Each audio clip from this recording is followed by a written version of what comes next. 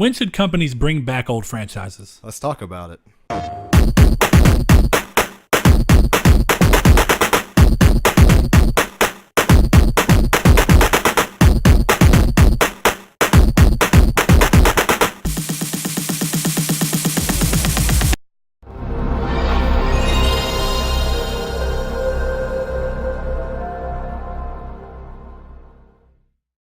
Hello and welcome to episode 11. I run out of fingers. Of Triangle Squared. Can't do fingers no more. more. No. You throw the 10? Wait, what am I doing? Throw the 10.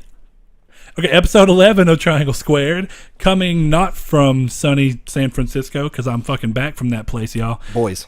Hot ass Texas. To hot fucking Texas, yes. If there's anything, if you live anywhere in the South, in this sticky, humid fucking hellhole of a place, and you go to California, the thing you're going to love the most is the fact that like the entire time that we were in San Francisco is like 65 to 70 degrees, and it only rained once. I'm going to move there. It was fucking amazing. Coming back, like literally, dude, we got out of the airport yesterday, and like the first step out of the airport, I was like, what the fuck? And it was only like 80 degrees here, but it's super humid. So it was fun. It was hell. But you know what, Saw? Yes. I didn't see it all last week, and this is actually my first day fully being back. I got back super fucking late yesterday. But do you know what I had a chance to play? What is that? Ys Origin. Oh, the PS Vita title. Dude, is PS4, PS Vita. I didn't know it was on PS4. Hey, dude, it's super fucking good. Really fun. I downloaded... Oh, damn it. What's the name of the game? Oceanhorn. I downloaded Oceanhorn as well. Thought I'd bounce between them, right? And I brought my Switch. Thought I'd play a little bit of Zelda. Mm-hmm. I started up Ys Origin while we were in the airport because we got delayed a lot. And then I think I saw that on Twitter. We were a whole day behind. Or we ended up having to fly out the next day, so we flew out Saturday instead of Friday. We barely made it to Kind of Funny Live. It was really fucking shitty. Like, I mean, literally, we got into San Francisco an hour before Kind of Funny Live. Oh, wow. That sounds like a mad dash to get there. It was stupid. That's all I'm gonna do. So, but anyway, we got there. So the first day when we had to keep waiting as they kept delaying our flight before they eventually canceled it. Yeah. I ended up just playing that, starting it. Super fucking good. More importantly, whenever I went to download it, like, hey, I need to make sure I download that so I have something to play on the plane. And I really was looking forward to playing it. It's only $20. Yeah, because I was going to get Memories of Celceta. And I think it's only $20 now, but it was a full price when it came out. Oh, was it? Yeah. Okay. That game's also really good, but so far I'm actually enjoying Origin a lot more. I may have to check it out because it's an active time battle system, right? Like, how is that battle system in that game? No, the way that all the Ys games are active. I mean, like, they're just real time battle. Oh. But like what made Ys Origin look so cool is it's got like this 2.5D kind of style to it. So it's like it's pixel art, but it's like fully animated pixel art, and it looks really pretty. I've seen screenshots of it. Before you leave tonight, I'm going to show you it because, dude, I mean, like, it's super fucking cool. I was playing it in line for a Kind of Funny Live thing, and somebody looked over my shoulder like, what is that? And they were like, that looks fucking awesome. It's a PS Vita. Something nobody has. No, luckily that's a group of people that actually knows what the Vita is. So, oh, yes. Mr. Greg Miller is, what was it? Have you seen his thing at GameStop? Where he's talking about Persona 5 and then he starts bitching to all the people who didn't buy enough Vita games. That's pretty good. Now, judging by the name of that game, I'm going to assume it's a good place to get started in the series, or do they all have separate It came stories? out actually way later, but this is the only one. I can't remember the guy's name. It's like Adol Hitler. Christian or something. And he's the guy who normally is the main protagonist of the Ys games, but this is the first one where you actually choose between two different, and there's a third playable character, I think, after you beat the game once. So, really cool. I like it a lot. I have a weird question. Never mind. Our mics are reversed from what they were last week, so I was like, are you recording your audio? Because I didn't see your audio spikes. Yeah. That kind of threw me off. Yeah. But I may have to pick it up, especially for $20. I've been looking for more games. If I were you, I'd pick it up on Vita. I mean, it's a really good Vita title. Yeah, I think that'd be the place. Because there's no voice acting, which actually works because when you're on a plane and you're just trying to, I was multitasking, listening to music and podcast and shit while I was on the plane. And also doing that. But the game's really good, though. I like it a lot. So besides that, I really didn't play anything. Got back today, played a little of Diablo because I had a little bit of withdrawals. But to be fair, it wasn't as bad as I thought it would be because Ys was so good. Well, so I've played literally nothing besides Ys. Interesting. So I may have to... Oh, I lied. There was a video game bar there called The Foundry, which is super fucking cool. Played some Smash. Now, did you go to Wings? Wing Wings. No, they did a meet and greet after Kind of Funny Live there. Right. But we had literally had like no fucking sleep and no food or anything, and I'm glad we didn't go. It was crazy. So. Oh, that's true. But we tried a lot of stuff. So. A lot of good breakfast places. Is that all you've been playing though? Yep, East. So I know you played a bunch of shit. So what did you play? Okay, so since we recorded the last one on a Thursday, it's been 9 days since we recorded, and I've played a lot of different games, which is only 3 or 4 for me, but a lot. 3 or 4. A game I picked up on the Vita, good old Ollie Ollie 2. Oh yeah, trying to platinum that. That's going to take pick it a up, long or did time. you get it from the free PS Plus from a while back? No, I downloaded it. It was like $14. Okay. Re-downloaded. The game's fucking hard. It is. It's gonna be a very long platinum grind. Yeah, I played the free because I got it for free, and goddamn son. Well, I also downloaded Final Fantasy Tactics: War of the Lions again. We talked about that. Yeah. Well, I think it's on my Fat Vita over there. I'm pretty sure it's already on that one. So if we want to play that anytime, that's a fun battle game. Where you do 2-player battles. Yeah, and kind of love compete. it. Super good. Picked up Life is Strange, which of course is the PlayStation Plus free title. And you were gonna borrow it anyway, so that works out. Yeah, and it was a hella decent game. They've said that word 4 to 5 times in the first hour, but I like it. It's pretty interesting. I can't necessarily call it original because it's just nothing with time travel to me is original, but no, but it was well written. It's like, okay, I got to tell people all the time, there's nothing really original about The Last of Us. The what makes The Last of Us so good is it's probably the best example of really well done writing and character development as well as acting in a video game. Because that's not something you typically see to that quality in a video game, and that game was probably the first one to really do it at that level. And don't get me wrong, I thought the gameplay was good, but the gameplay wasn't as revolutionary as the story, and again, not the story, because a lot of people were able to guess that story, but we're spending a lot of time on this segment. Yeah, well, yeah, it was. I played probably an hour of that, and it's been pretty fun. I picked up Killing Floor 2, which is another PlayStation Plus free title. You played an hour of Life is Strange? Yeah, okay. I want to play an hour of that because me and Annie are playing that every night. It gets way better. I thought it was a pretty cool already. Yeah, no, I like that it's more like I was telling you before. You have way more control than you do in the Telltale games that are similar style. Yeah, you have more direct control of the character. I like that you can actively rewind when you want to, and the puzzle solving aspects are a lot better. And you can kind of pick out items and stuff and read them and stuff like that. Yeah, and that's actually how you get the platinum. There's a lot of optional pictures you got to get. I only missed like 4, and luckily there's a collectible mode. I looked that up to make sure I wasn't going to miss anything. But Killing Floor 2 is pretty fun. It feels a lot like Left 4 Dead, but it feels a lot more polished in my opinion than Left 4 Dead. I didn't like Left 4 Dead that much because the way you kind of like look at weapons on a table and you're like, okay, these are the weapons I have for the game. This, you pick a perk, which is a class, and then you have tons of weapons you could pick from if you make money from rounds. Really, really fun. So let's see.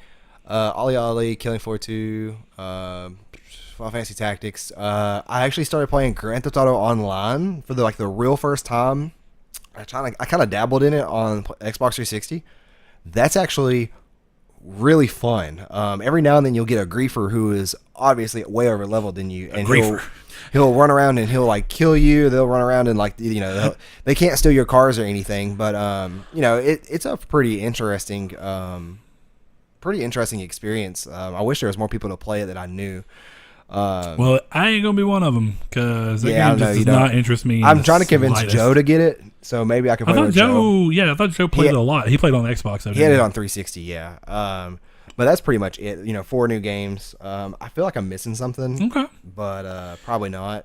All right, well, for those of you who are just now joining us for the first time, this is Triangle Squared, a PlayStation podcast. I'm your host, Brett Beck. This is my good friend and your other host, Saul Bridges. Yes. This is the 11th episode, which is it feels weird because it's been so long since we recorded the last episode, since we did it on Thursday instead of Saturday.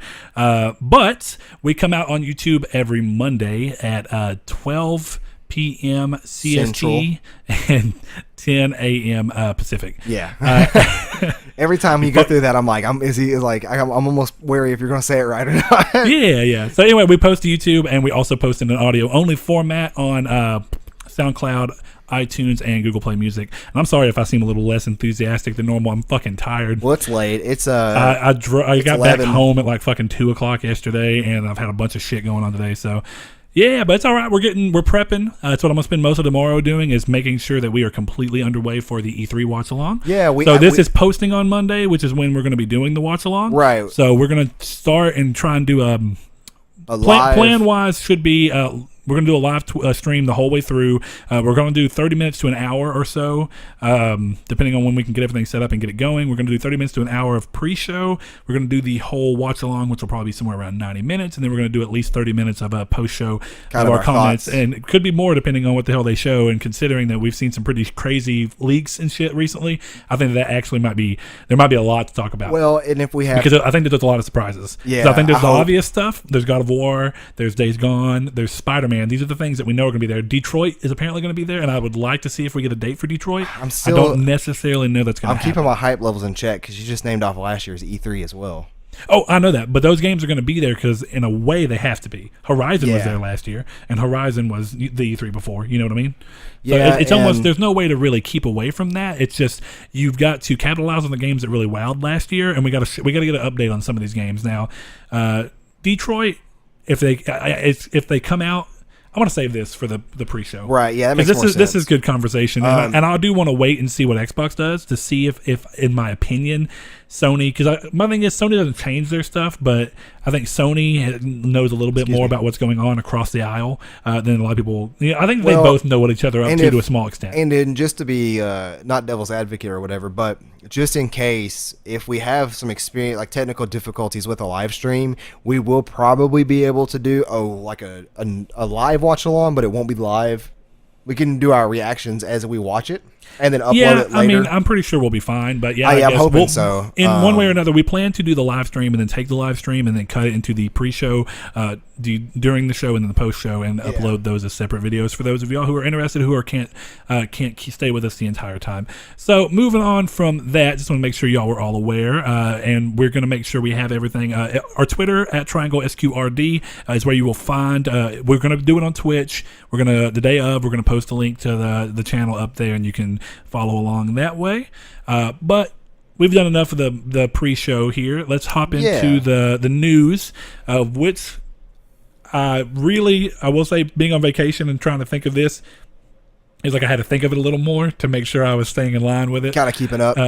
So anyway, first thing on the list is actually something that we kind of cut off of last ones. I knew it was going to happen, but it's going to be on this one for us. EA and Ghost Games have revealed Need for Speed Payback last Friday. The news came with a trailer showcasing a move away from the live-action cutscenes of the last Need for Speed title and a dive into a more dramatic, action-packed storyline reminiscent of the Fast and Furious films. The game will be set in the desert-based casino town Fortune City, with heist being added to the game. The game is set to release on November 10th. I saw you shaking your head a little bit. While I don't necessarily love that it's going to be Fast and Furious based, I do think that this is somewhere a happier in between than... I don't think they could have pulled another game off with the live action cutscenes. My whole thing... and it was a little too campy, the last game. My whole thing is it doesn't need characters or cutscenes. I mean, cutscenes I'm with you, for sure. I'm with you, but I do want to say most people would consider the golden age of Need for Speed to be Most Wanted and Carbon. And both of those had very dramatic stories with cutscenes and characters, and I think that's something that should come back. Well, I'm more of a fan of like the Need for Speed Underground games, which had no characters. 2 did, and so did 1. Well, no, but they weren't major characters. Yeah. They were very different. I'm with you, and I don't think there's anything wrong with that. But I do say in this day and age, having that kind of story actually separates you from the competition, because the problem right now is that all the racing games coming out are just racing games. And there are better racing games than Need for Speed. There just are. But you get like that is street racing. And customization and they're hopping up cop chases is what they're saying. They're going to be making them a lot better than they were last time, which they were very lackluster last time. They will be playable offline, which is also a big addition. That's cool to see. Wait, was the last one not? It was online only. It had to be online, but it was cool because of the way that it worked into the city. I didn't know that. Yeah, you were in basically a little area with 8 other people. Hey. Shout out to Brett not silencing his cell phone for the podcast. Hey. Yeah, oh well. Was that an alarm or was that a phone call? I don't know who the fuck this is. This is a number I do not recognize, so I'm not answering. That's local, though, so that's kind of interesting. Yeah, just this late, though. Could be somebody in trouble. Yeah, fuck them. Anyway, so in a completely separate thing, let's move on to the next item. We talked enough about Need for Speed. Yeah, that's true. So much to my dismay, I actually learned this a little later than some of the other people did. One of the Twitter users pointed this out to me because I'd originally missed the news, so shout out to you, Twitter user.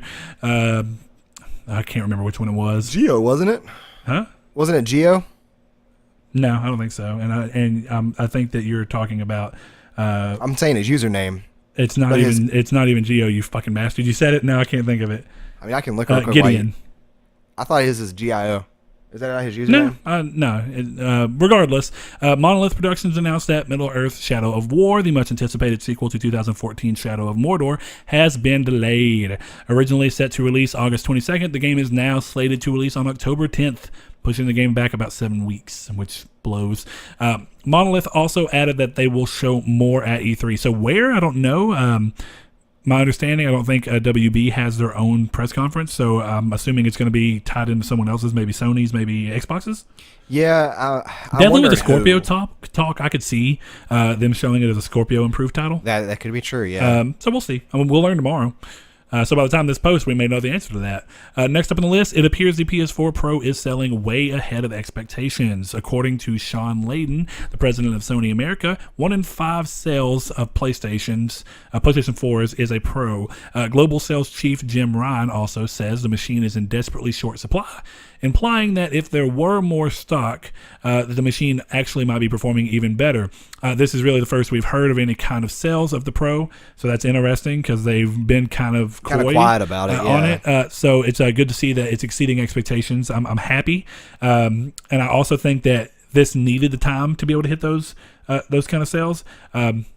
And I said it earlier. I think I was having a conversation with somebody. I think that they really need to handle the supply constraints because I'm pretty sure, definitely with Xbox. Did you see the $50 price drop on the Xbox One? Yeah, so it's $250 now. I'm pretty sure $250 for some, and some may go as low as $200. That's crazy. Don't know for sure. That's but a very cheap 4K Blu-ray player. Yeah, but I do think that we'll see PlayStation 4 drop down to $250 permanently, if not more. No, it is. Remember they moved. No. It's only $249 for the days of play, and then it goes back up to $299. Okay, I was going to say because there was that leaked image of the remember gold they're all 1 terabytes. So even if they drop to $250 as a permanent price drop point, that makes sense because it's 500 more gigs than the Xbox. But you don't get the 4K Blu-ray player. But we'll see. I mean, yeah, but that's just also for a standard PS4 Slim. Here's the thing, dude. I'm telling you, 4K Blu-ray is not performing as well as you would think. Well, until we get rid of these stupid data caps, 4K streaming is not either. That's true. But net neutrality is getting fucked. You see where Netflix said that they were backing out? Yeah. Fucking assholes. Anyway, so in the same interview, it was also revealed that the PSVR has surpassed 1 million units sold. And it has also surpassed expectations, obviously, because of supply constraints. Because they did not supply as much as they thought. They obviously thought that they were going to be a little more tepid than they actually ended up being. So that's good to hear. Next up, Capcom officially revealed the previously rumored Mega Man Collection 2. You remember this from a couple... I still need to pick 6 episodes ago. I still need to pick up the original one. I didn't pick it up because it didn't come to Vita, which I thought was blasphemy, and it also doesn't have a platinum, so fuck them. Anyway, the collection will feature Mega Man 7, 8, 9, and 10, and is launching August 8th, digital and retail for $19.99. Let's see. I thought that was interesting. I don't really know. It's not surprising because I think the other Mega Man collection actually did pretty well, and they're just trying to make money off of that character at this point. I wonder if it's to test the waters for a new Mega Man game. They should know those waters shouldn't need testing, especially after the horrendous pile of crap that Mighty Number 9 was. Well, yeah, but you'd think, man, it comes down to a lot of these people are very nostalgia-driven. I mean, yeah, if they do it, it'd be interesting to see them do it. Because you remember 9 and 10 actually came out way later than 7 and 8, and they actually look different than 7 and 8. 7 and 8 look more advanced because 9 and 10 were hearkening back to the original Mega Man style. And those were PS3 releases, if I'm not mistaken. So... pretty interesting, but yeah, August 9th, $19.99 digital and retail. That's pretty interesting. Maybe they'll put platinums in this one, but fucking probably Hopefully not. So. After many leaks, Sony officially unveiled the 1 terabyte gold PS4 Slim, which we just talked about, which release coincides with today, actually, yesterday, the Days of Play event that features discounts on games and accessories. For the duration of the event, the gold PS4 will be available for $249.99, but after June 17th, when the event ends, it will raise back up to the standard $299.99. But we'll see if that still holds true after E3. I think that we're going to see a PS4 Pro price drop and a PS4 price drop. You know, I'm still getting a PS4 Pro soon, and I'm actually going to hold out until this to figure out what's going on. Yeah, I mean, that's smart. I think right now there's no point in buying around E3. It's always the truth, though. So next up, PS4 exclusive Horizon Zero Dawn has surpassed 3.4 million copies sold. That's a good chunk up from the 2.6 million that they last talked about. And I think that was in the first 2 weeks, so that's good to hear. It was also revealed that around 915,000 copies were digital purchases through the PS Store. So congratulations to Guerrilla. This Sure, is a yeah. great new franchise for them, and it's performing better than Killzone did. Even though I love Killzone, it's just I'm happy for them to see that not only did they do something new, they were also able to do something that performed better. And they set up a very good arcing story for a sequel. Yeah, maybe even there's a definitely going to be a sequel. So there's no way there's not going to be a sequel. Definitely with the way the game ends. So not spoiling though. So next up, VR shooter Arizona Sunshine is set to launch on PSVR on June 27th. So that's actually really close.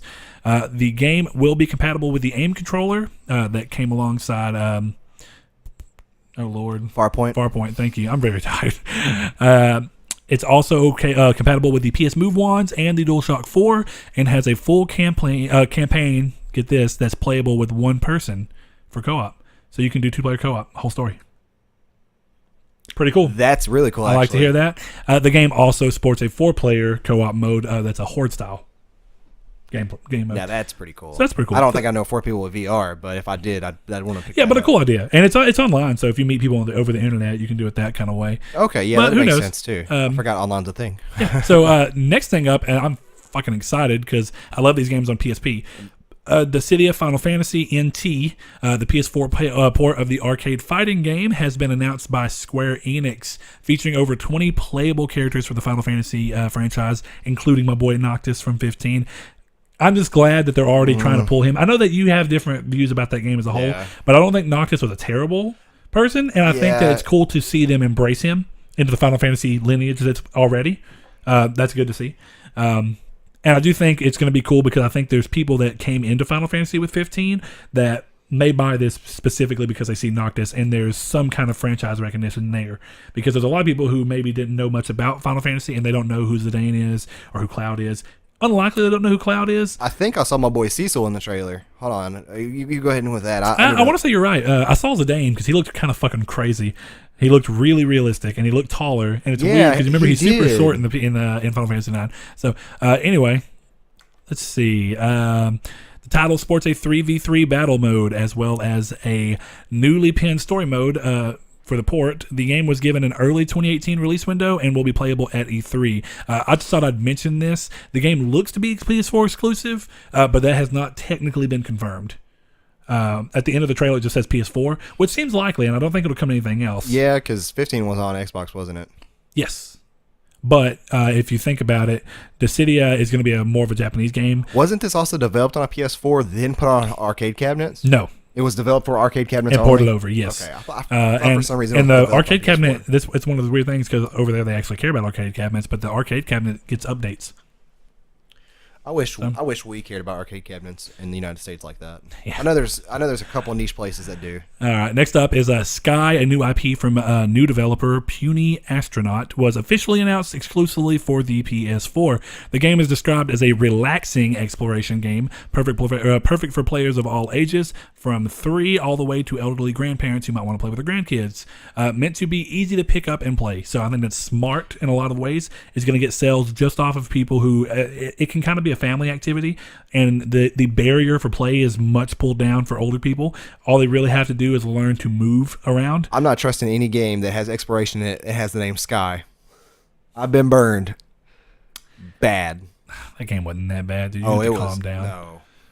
You're the one who bought fucking 2 copies and an extra PS4 for it. You can't be mad I didn't buy an that extra you PS4. My fiance did. Which is y'all got a joint bank account. We do. You bitch. But still. So, let's see. Such a letdown. Oh my god. Biggest letdown of this generation. All right. So no release date was given, but they say it should be available later this year. So if that's interesting to you, hopefully you'll get a release date soon. Check it out. It's got an interesting art style. I don't know how I feel about a relaxing exploration game. I think it's a good idea for, like I said, barrier of play for some people like kids. It's a good way to get people into the gaming sphere, even at age 3 or maybe even older. So, interesting. I do think it's interesting that it's exclusive. So, next up, Hellblade: Senua's Sacrifice, the new action game by Heavenly Sword developer Ninja Theory, finally has a release date and a price. And dude, I'm so fucking stoked. Me and RJ Loki were having like a little mini orgasm conversation on Twitter because I mentioned, I was like, I can't wait for this game. And the next day they were like, hey, release date and price. And I was super stoked about it. So let's see. I haven't seen anything on this game in a long time. Hellblade? Yeah, man. Every week like they I've have seen a the developer's character diary. models. Yeah, but I've seen the character models, but there's no gameplay or anything, is there? Yeah, every week they show a new developer diary, showing different things from gameplay to the way that they're going to show damage on the screen.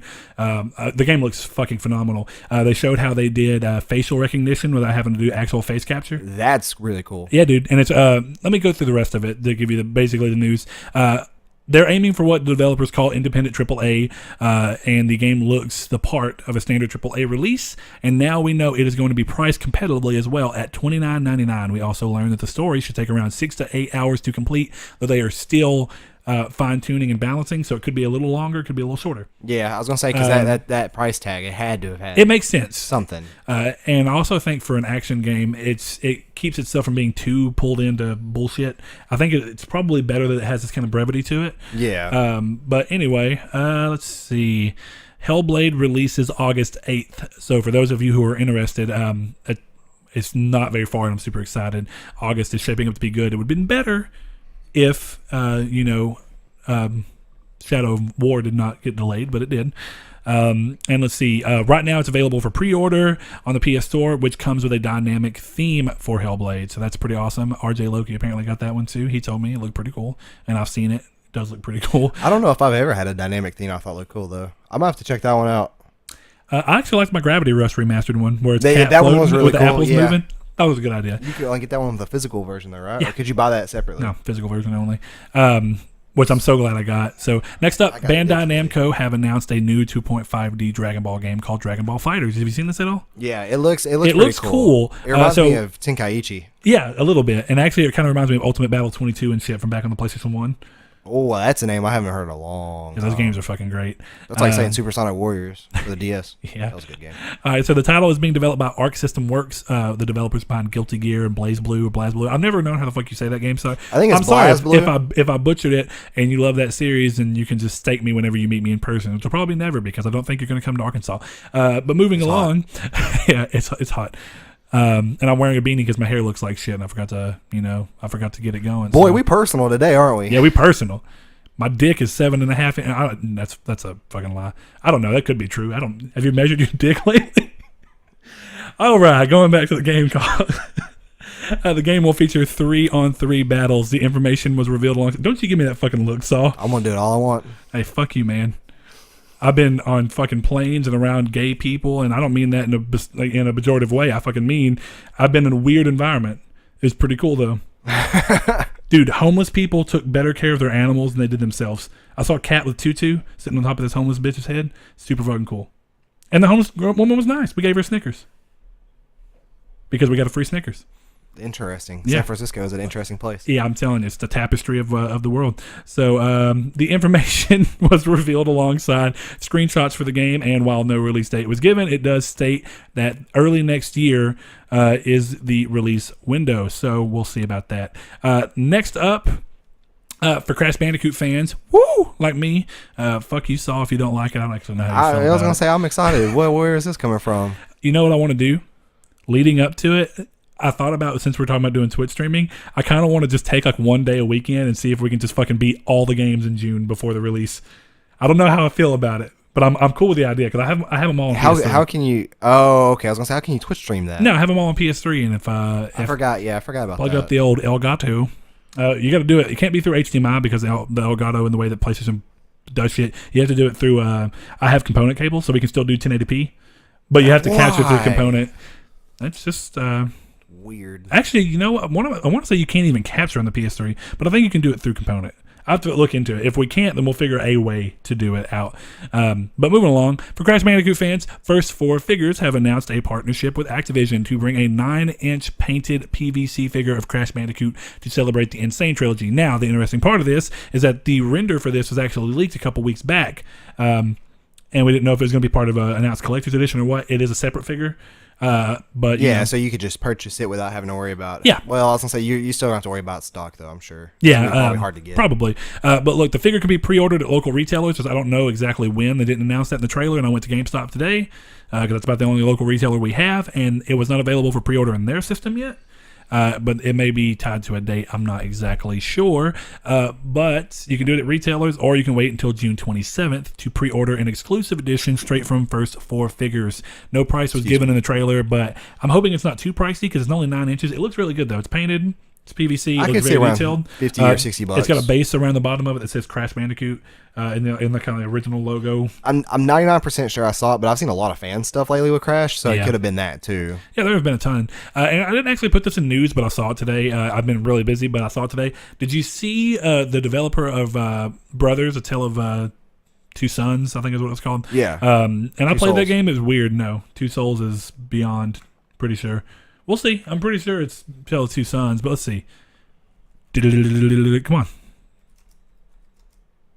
You can't be doing that, man. What do you mean I can't be doing that? Everything's going to come up. Anyway, No, look, it's A Tale of Two it's Sons. number one. Bitch. Anyway, so the developer for that went off and made a new studio, I think called Hazelight, if I'm not mistaken. Did you see this? No, I like that game, though. The game is called A Way Out. Oh, wait, no. I did see that. That's like an And escape the room. it looks super fucking good. Yeah. It's Forced mandatory co-op. Now, they say the ideal experience is to play it with someone on your couch, but you have to play the game co-op. So even if that means online co-op, you cannot play the game by yourself. And one thing that they showed that was, pretty revolutionary, or at least I haven't seen in the game myself, and they talk like it. So I think it is, it's the first time I've seen it. The way the co-op works is that the way it's split up, or if, regardless of whether you're on couch or online, when one person's in a cutscene, the other person can still freely move. That's pretty cool. I like that a lot. I don't think I've ever had that in a video game. I don't think I've ever seen that, unless it's one where you skip the cutscene and you can move. But it's like the cutscenes are specific to the players. Yeah, that's really cool. So it's like one player will see one specific cutscene because they're playing as one of the two protagonists. And then like it's really built around trying to work together. And so it's building on the premise of what Brothers was trying to do, which is basically co-op. But Brothers was weird because it was co-op with yourself because you controlled one with left and right analog sticks. Each had a thumbstick, which is really weird. I think it was a cool idea though. Oh, it was a good game. So that's all I really know. They showed BioWare's new thing, like we were talking about. And please remind, what was it called again? Oh, you just said it, and I can't. Fucking. It starts with an A, doesn't it? Yeah, I can't remember. It looks said like it a million times. I'm fucking tired. But anyway, they showed their new game out, but they're going to show more tomorrow. So I'm just going to wait on really talking about Anthem. It looks very like Mass Effect style. So yeah. But we'll see. So go ahead. I know the drop is really short this week. We go ahead and give the drop out. Sure. So first up on the list, we have Cars 3, Driven to Win, PS4 and PS3 digital and retail title. It's coming to PS3. Yeah, before those bad boys go away. I wonder who the developer is, because yeah, that's a good question. Disney was saying they shut down all of their studios. Remember, they were ducking out of gaming and letting other people do their games for them. Oh, I didn't know that. Yeah. Get ready for the ultimate racing experience in Cars 3, Driven to Win. Play with more than 20 characters, including Lightning McQueen, and cruise through 20-plus tracks. Advance your abilities in 6 game modes and become the Hall of Fame driver. Next up, Iron Sea Defenders, a PS4 digital title. Immerse yourself in a unique historical battle Avalanche setting. Software. I've never heard of them. Where the enemy never sleeps and the combat is brutal and uncompromising. Defend your fort from impending enemy attacks by saving money, stockpiling secret weaponry, building cannons, and driving the enemy to despair. Embrace your tactical and strategic prowess, and victory will be yours. I wonder what kind of game that is. No, to be honest with you, I wasn't listening at all because I was trying to figure this out. It's like a tactical game. But hold up. Avalanche, that's what I thought. I knew that sounded familiar. That was the team that made Disney Infinity that got shut down, but apparently got opened up. That's right. Warner Brothers bought Avalanche out. So this is the developers that made Cars 2 and Disney Infinity. That's weird. They got shut down and then bought and reopened under Warner Brothers. But they're still making Disney games fucking somehow, some way. So that's interesting. I've read the description of this game, and it almost made me laugh out loud. This is Le Tour de France 2017. This is out this Thursday. And I don't know why I can't read it. With Tour de France 2017, experience all the passions of the Le Tour de France and conquer the coveted yellow jersey. Play as the greatest riders on the gorgeous roads of La Grande Boussole. Attack, give orders to your teammates, choose the best trajectory, manage your stamina, and make decisions that will lead your team all the way to the top. What kind of bike game do you play that says attack and give orders to your teammates? That's what I was about to say. But can you imagine a turn-based, or actually a real-time strategy? Not real-time. Turn-based strategy, but where you have movement, like where you can move forward on the tracks and stuff? Like, I don't know what. Where you fucking attack and stuff, and like, You go up to them and you sideswipe them and like knock them over and shit. This could be like some kind of weird cyclist thing. I'm not a cyclist. It's not. I'm sure it's just it's some kind of a... Like you can kick or something or... Yeah, like, you know how some of the kart racers you can sideswipe and stuff? It's probably some shit like that. But I will say... You said the Le Tour de France, which is the Tour de France. Yeah, you're right. Le is the in French. I don't know much French, but I know Le. Yeah. Did I say that? Or is that not? You said the passion of the Le Tour de France. You're right, yeah. Oh, well. There we go. There we go. Pixel Heroes. This looks Bite cool. Magic. This is out of Thursday release. Enter the world of Pixel Heroes and prepare yourself for a thrilling RPG roguelike experience like you have never seen before. This is on PS4, by the way. PS4 digital, yeah. Explore a randomized world full of hilarious events, deadly dungeons, and the weirdest NPCs you will ever meet in a game. I'm going to tell you, I like the art style from that picture, and if the game looks anything like that, I'm extremely sad it didn't come to the Vita. Yeah, you're right, actually. Woefully sad. And that's out 6/15, so Thursday. That's fucking weird release date. It is. But that's it for the drop. Like, that's a really, really drop 4 games. Hey, but look, at least they did the work for us this time. That's true, and it is... the week before E3. E3 is in 3 days, so you know, or well, 3 days from this recording. So I expected that. Spoiler. To be fair, I expected little games, but you know, they kind of release shit when they want to. I wonder if they're going to do any of the stealth releases on stage. Oh, I shouldn't. Well, you know, like stuff that they didn't put in the drop because they wanted to save it for available now, and then you go and get into the fucking thing. So we're at 35. Okay. For a reference. All right. Well, anyway, so now I guess let's get into the main topic. And that is kind of stemming off of what Jim Ryan, the CEO of, or not CEO, I apologize, he's the head of sales marketing or some shit. And something he shouldn't really be a part of. Of PlayStation. So let's see. Jim Ryan is the global sales chief. Anyway, he made some remarks regarding to backwards compatibility on PS4, and the first bit he said, I actually agreed with. It's a often requested and very seldom used feature, and I think that's been proved time and time again. People whine and whine and whine, but you know, a lot like with what happened with the PS3, people wanted backwards compatibility. It was on the system. System cost too much because of backwards compatibility. They pulled it out, lowered the price. Nobody really said anything about it. Xbox One does it though. But it doesn't truly do it. Yeah, it just uses as like a DRM for the disc. Well, it's weird too because it's emulating Xbox 360 as a whole. But it does a good job at it. Yeah, but there's a lot of things that come down to. I've been wondering, even if they did backwards compatibility, how would trophies work?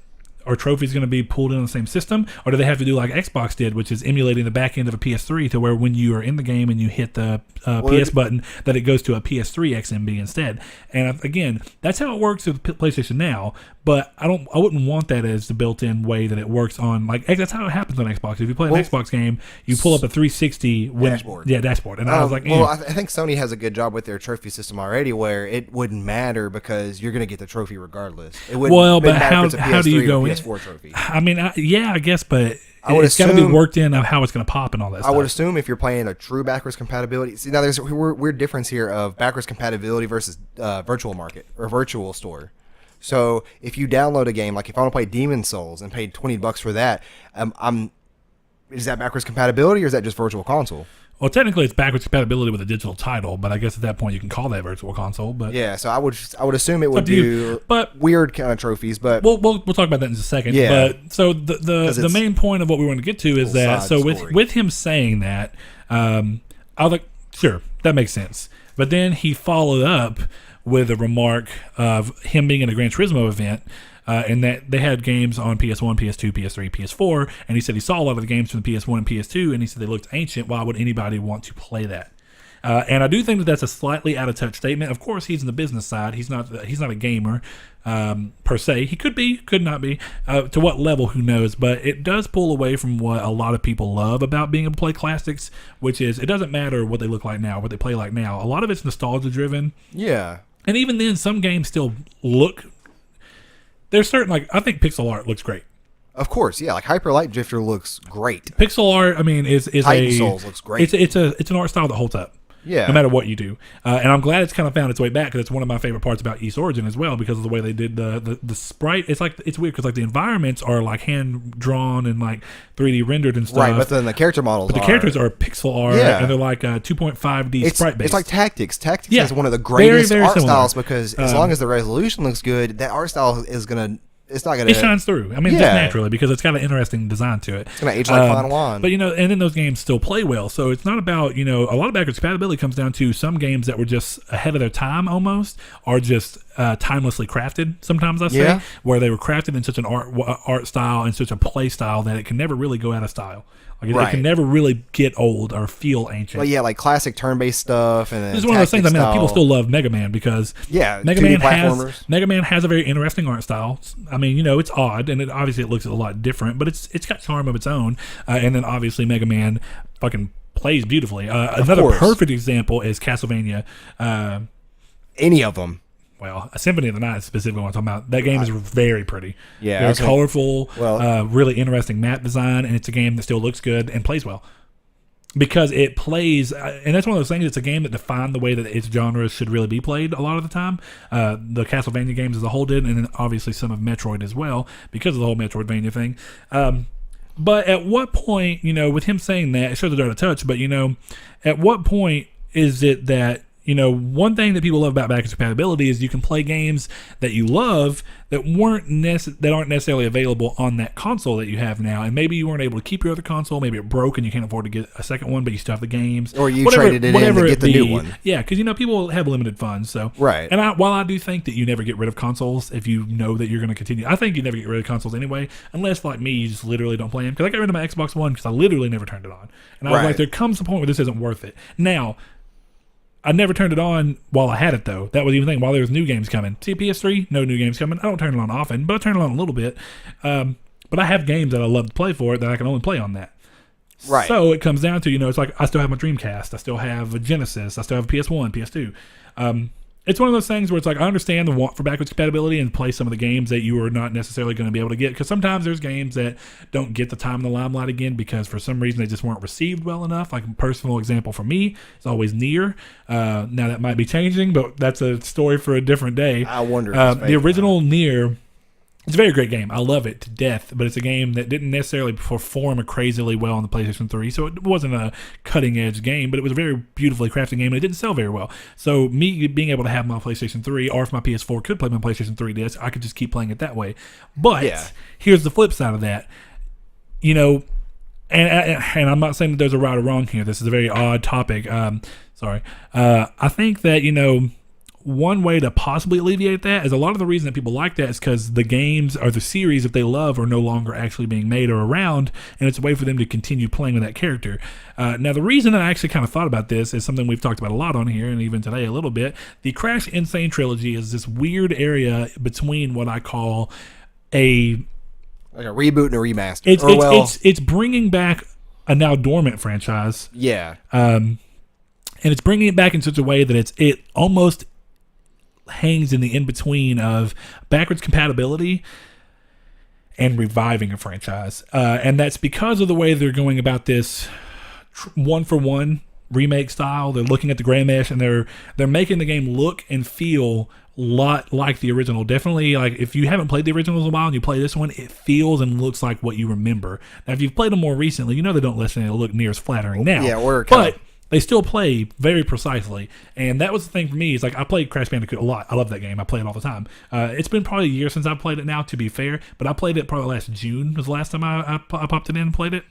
Specifically Crash 1 that I played. Warped is my favorite, but I was playing 1. I think Warped is my favorite. Warped is baller. And it was a lot of people's first time getting able to, because it was it had a great balance between being easy being just difficult enough. Yeah, because the first game is really hard. It is, especially the running towards the camera stuff. Yeah, I hated that. I don't mind that. Some of the harder ones are like I can't remember the name of the fucking level. It's like Slippery Slope or some shit where you're climbing with the side of a mountain. I think you're right. I get stuck on that fucking level all the time. But anyway, so with Crash Bandicoot specifically, they're doing this in between.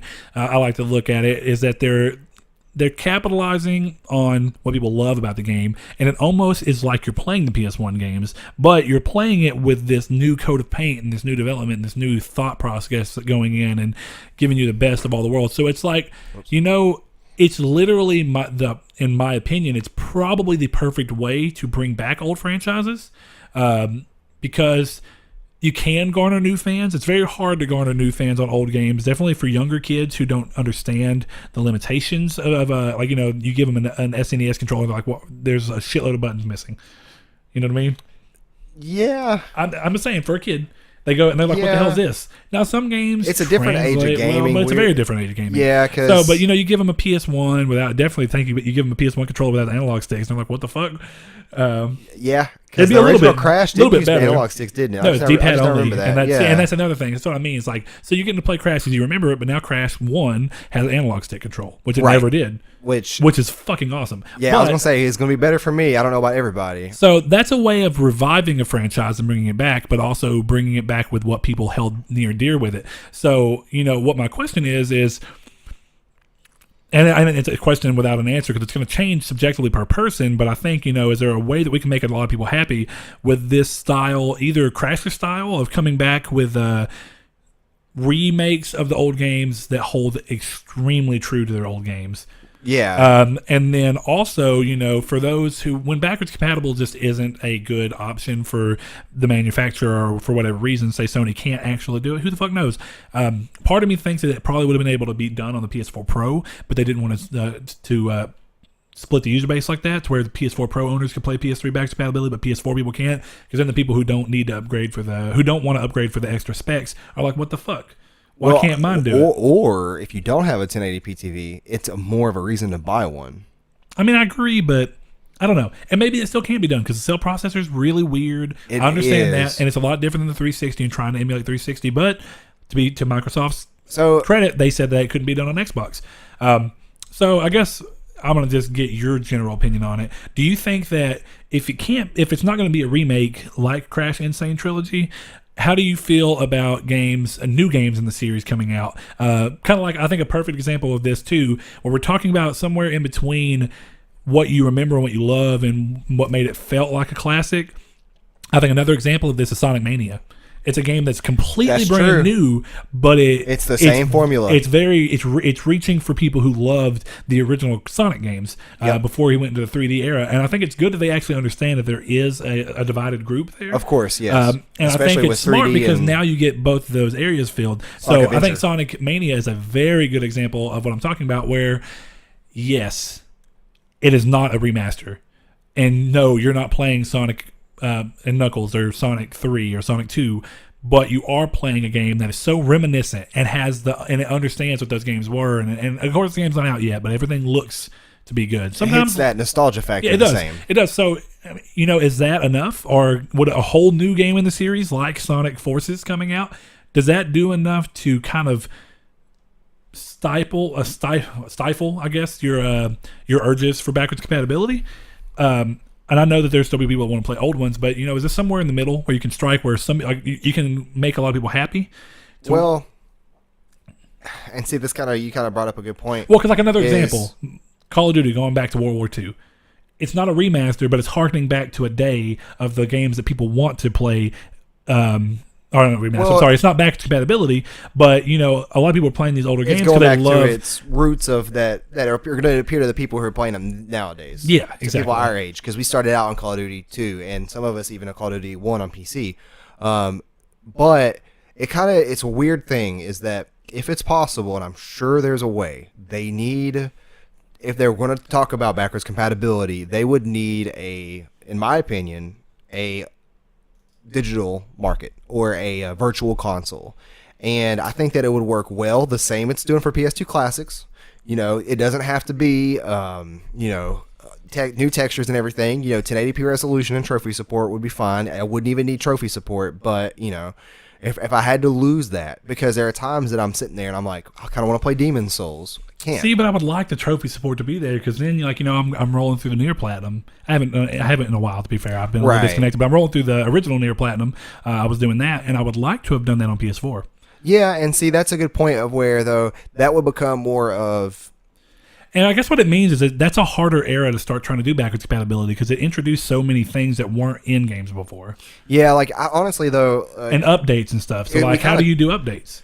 What do you mean? You wouldn't need. I don't think you would. Well, no, what I need mean, to. well, but what? No, what I mean is like, okay, if it's all digital, then no, I guess you wouldn't have to, as long as all the digital versions. Yeah, are just yeah, one. because that's what. But what if I you would put your prefer. game in there? But what if it was? See, now where you just that- put your PS3 disc in there? How does it handle updates? I don't even know if our disc drives in the PS4s would be compatible with. It's that. Blu-ray. It should.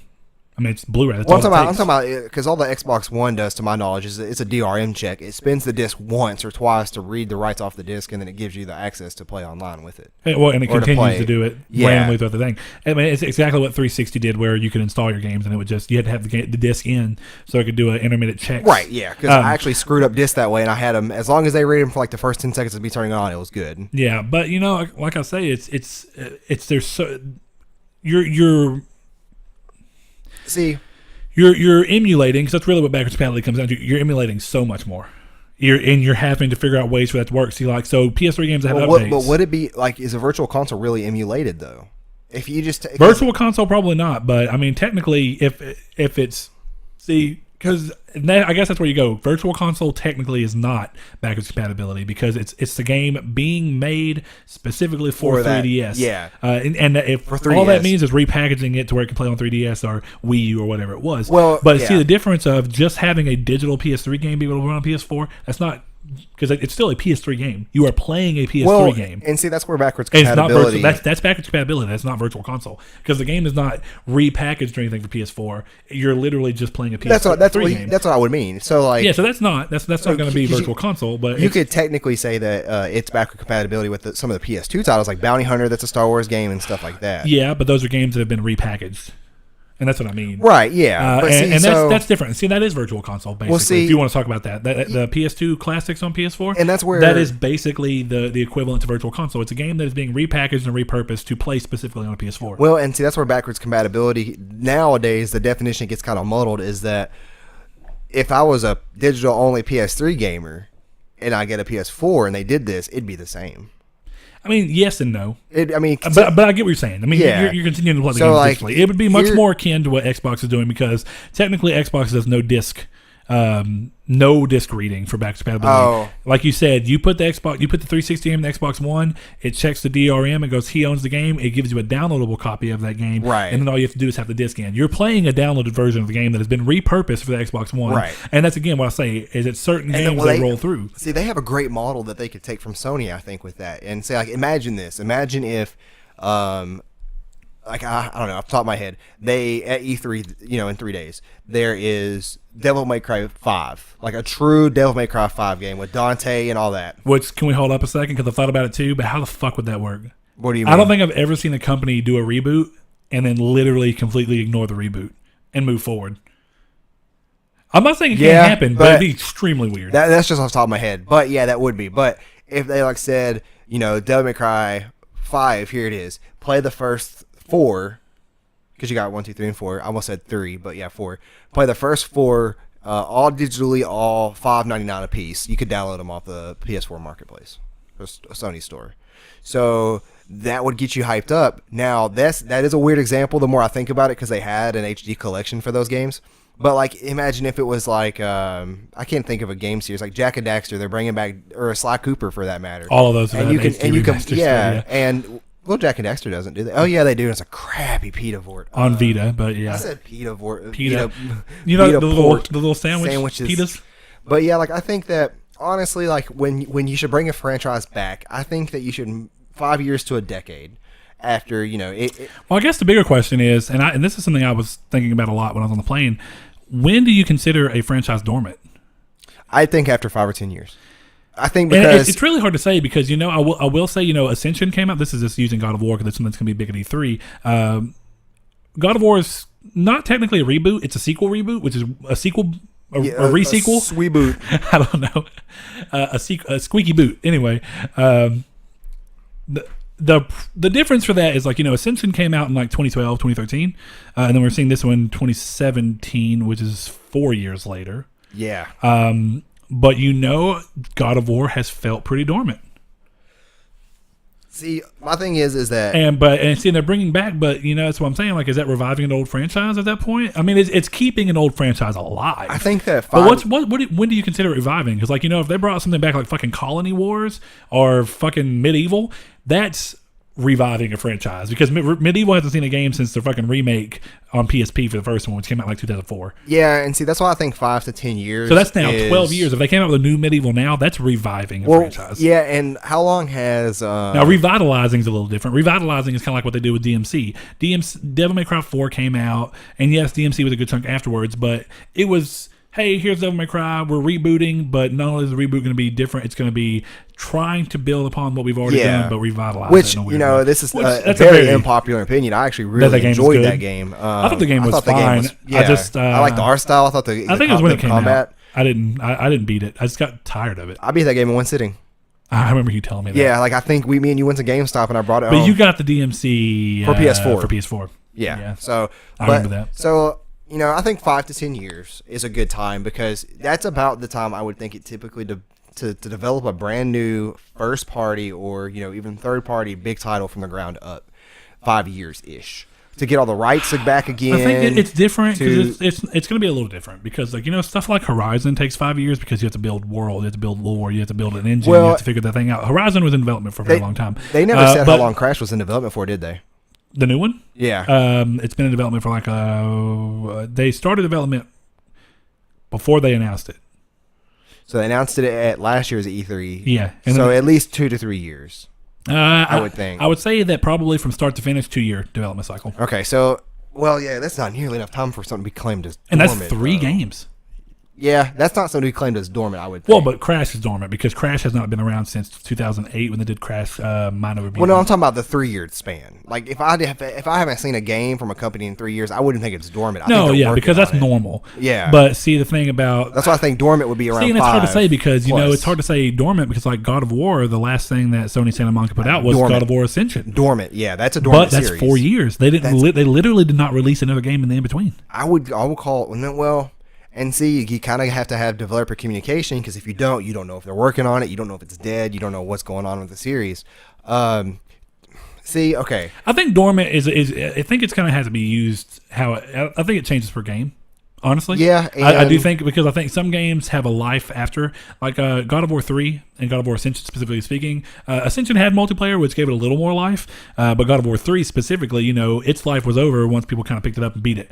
You know, it had a big spike, and then of course people play it later. Some people played it for the first time on PS4, but it's a game that you do consider. It's kind of gone. Whereas games like Halo, it's harder because the game thrives and continues to live through multiplayer. Call of Duty continues to live through multiplayer. Correct. So those games don't see. They stay, and definitely with DLC and stuff, they stay in the limelight a little longer. Whereas some of these other games, it's like they feel like they're dormant because they're single player. They're very single player driven. Sometimes they don't have multiplayer at all. And then that ends up being, so it's like that happens, a big burst around the release, everybody's talking about it, and then it quiets down. And now that I think about it... And I think that's what makes some franchises feel dormant over others. And it also could be games and franchises being a little dormant. Like, because if I would say Demon's Souls is well overdue for an HD remaster or a ground-up remaster. And technically, yeah, there hasn't been a sequel to Demon's Souls. Right. There are games in the same series, basically. Well, in the same game style. But yeah, that's a good question. That's a good way to because it's been dormant, but the rest of the series hasn't. It's a blurred line at that point. Yeah, because it's the weird kind of shared universe, not shared universe kind of thing. So I just feel like if a game series hasn't seen the limelight in a long time, and there's a huge devoted fan group, because, you know, there are going to be these huge devoted fan groups for every game, and, you know, I think if there's a demand, depending on the size of the demand, you can do virtual console. If there is a huge demand like Crash, you could do a remaster from the ground up. I think that was a pretty risky move. No, see, when I say risky, I mean that it's a lot more money than just remastering it or replumping it up. Yeah, and the thing is that you risk. They put a lot of money behind it, which I'm glad they did. I'm really happy that Sony and Activision kind of came together and did it that way because I'm very proud of Activision. They very easily could have just. They hear people talking. They very easily could have just done kind of what Square did with Final Fantasy. It's like, hey, we want to do Final Fantasy VII, but we're going to announce the remaster first. I swear, I'll chunk this microphone at that TV if they do another Final Fantasy VII trailer. That's without cool. a release just date. buy me another one. I'll just take that one home. My TV's already broken anyways. And buy me I'm used to broken TVs. But, I think that... I think that. So I guess, I guess we've kind of deviated from the point. I did want to talk about just revitalizing old franchises in general, and it's weird because, like, when you bring back an old franchise and you revive it, it's really hard to strike a balance. But because of course, a lot of players, like let's say Spyro is another good example, needs something. Not Skylanders. It needs the Crash treatment, in my opinion. Well, see, and a lot of people like that, and that's what's so crazy. That prior to this, people didn't think of it that way. Like, another example is of a rebuild from the ground up remake is Ratchet and Clank, but it's also not because they changed that game a lot. Like, yes, it is a similar game, but they added a lot. Whereas what they're doing in Crash is keeping it very faithful to the original, but sometimes they're taking stuff that was added in the third game and just putting it back into the first game. Yeah, like time trials or analog stick support, stuff like that.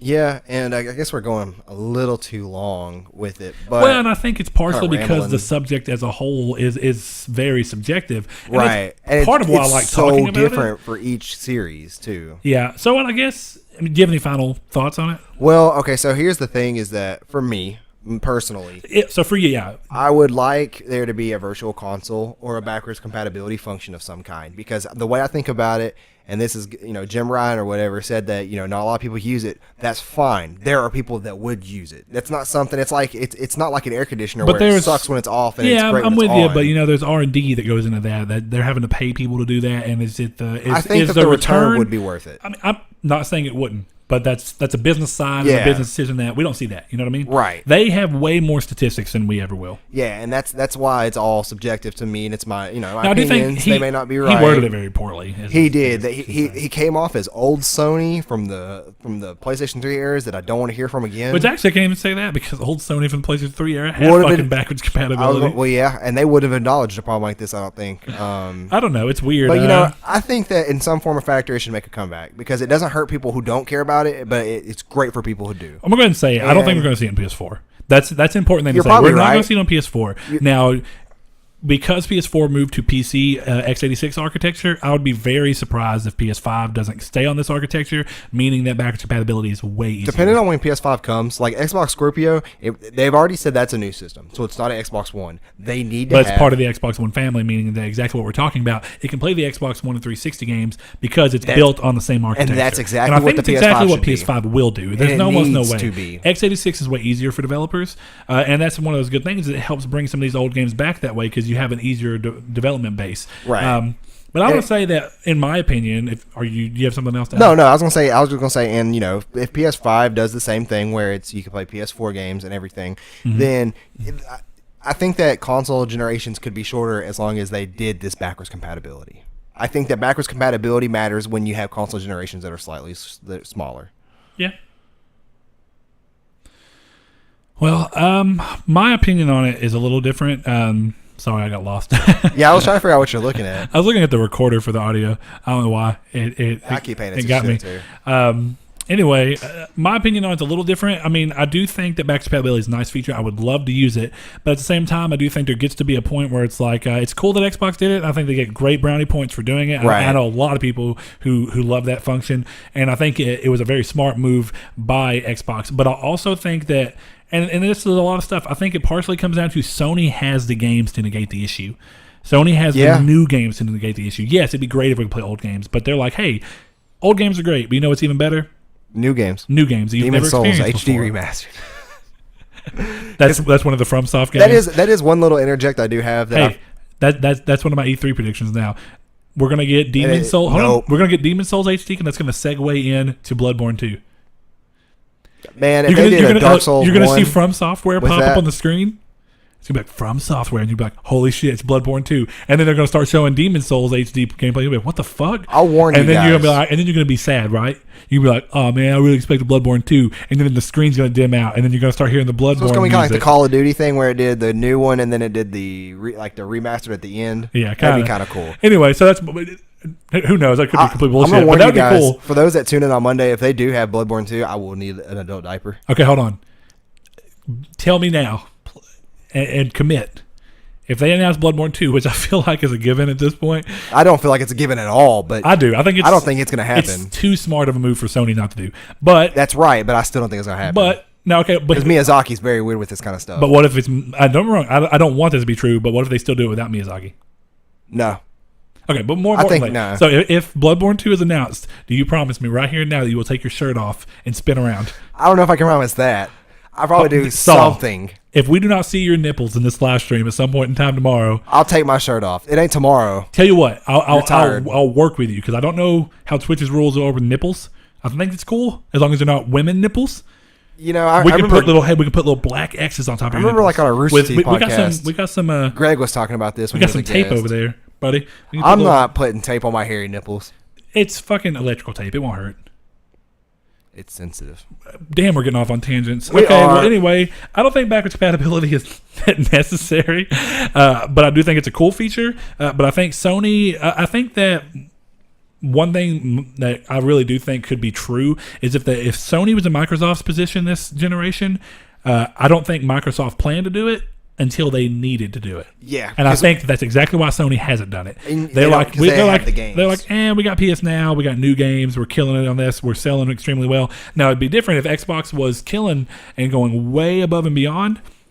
It would make more sense to then PlayStation would be like, oh shit, we've got to have a feature that gets us back, because that's what happened with the PS3. It's all about the goodwill. They worked their way back up with goodwill of the gamers. And that's something that you end up doing. And it sounds weird, but a business is a business, and they save those kind of moves when they need them. And hopefully they won't need to make those moves. Now, I want them to, but hopefully there's not something that happens with Sony in the next couple of years. Let's say this. E3 is literally right around the corner.